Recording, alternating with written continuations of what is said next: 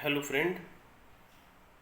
मैं अपने channel court कचहरी के इस मंच पर आपके सामने प्रस्तुत हूँ। मैं पीके मिश्रा, गोरखपुर सिविल कोर्ट से।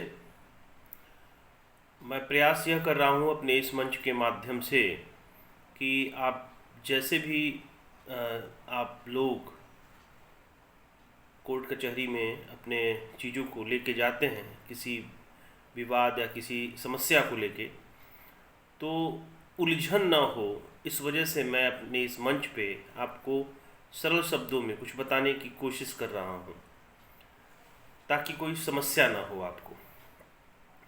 इसके पहले भी मैंने कुछ वीडियो के माध्यम से आपको यह बताने का प्रयास किया था कि कैसे छोटी छोटी चीज़ें समाज में घटती हैं और फिर हम उसका कैसे सामना करते हैं और उन समस्याओं से कैसे अपने आप को निजात दिलाते हैं।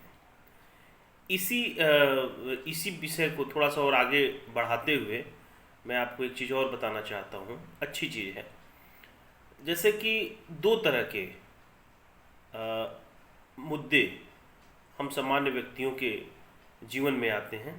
जैसे एक होता है कि प्रॉपर्टी से रिलेटेड कोई चीज़ें होती हैं और दूसरा आपका मारपीट या विवाद कोई इस तरह का हो।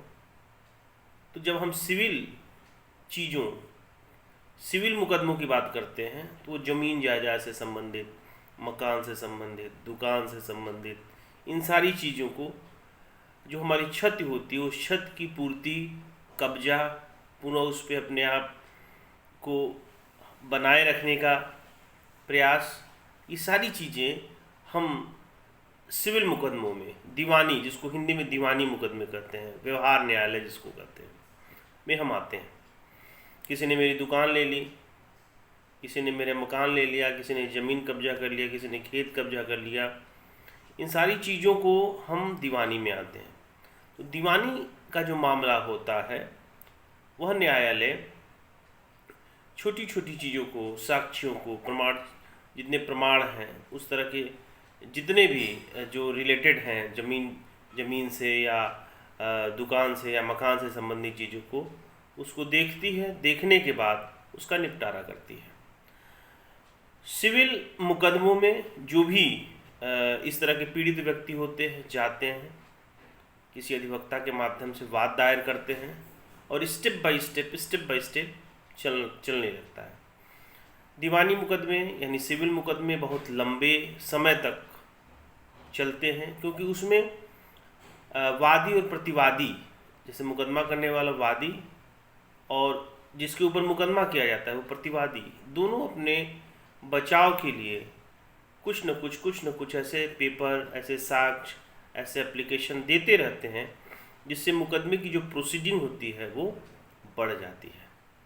तो मेरा इस वीडियो के माध्यम से आप लोगों को यह बताना है कि जब हम दीवानी मुकदमे में जाते हैं तो माइंड इस तरह से प्रिपेयर करके जाइए, तैयार करके जाइए कि मुकदमे कुछ दिन लंबे खिंच सकते हैं।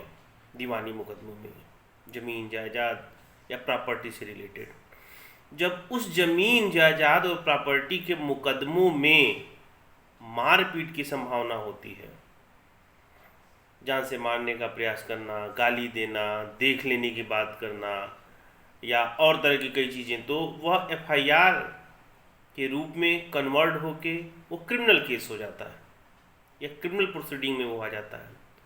तो अक्सर ज़मीनी विवाद में या किसी भी इस तरह के सिविल वाद में क्रिमिनल चीज़ें आती हैं। तो कुल मिला के क्रिमिनल जो समस्याएं हैं, जो आपराधिक वाद है, उसको हम आपराधिक वाद कहते हैं और सिविल वाद जो संपत्ति से संबंधित है उसको हम सिविल वाद कहते हैं। आपराधिक वाद में हम किसी को पनिशमेंट दिलवाने का प्रयास करते हैं और सिविल वाद में हम अपनी क्षतिपूर्ति को पूर्ण करने के लिए या अपने नुकसान की भरपाई करने के लिए हम सिविल वाद का दायर करते हैं, सिविल वाद के से अपनी नुकसानी की भरपाई करते हैं। तो यह चीज़ें हैं।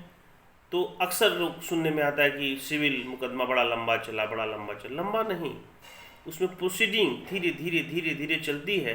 एक एक पेपर, एक एक चीज़ें साक्ष्य के रूप में हम प्रस्तुत करते जाते हैं और धीरे धीरे वो मुकदमा खिंच जाता है, लेकिन न्याय जरूर मिलता है। तो कुल मिला के मेरे कहने का यह मतलब हुआ कि दीवानी-वाद संपत्ति से रिलेटेड सारे मैटर्स होते हैं और आपराधिक वाद जो क्रिमिनल प्रोसीडिंग होती है वह मारपीट और पनिशमेंट से रिलेटेड चीज़ें होती हैं। तो यह इस वीडियो के माध्यम से कुछ समझाने का प्रयास आप सभी व्यक्तियों को इस वीडियो को देख के चीज़ों को समझने का प्रयास कीजिए। बाकी आगे हम एक नए वीडियो के साथ फिर कुछ बताने का प्रयास करेंगे। धन्यवाद।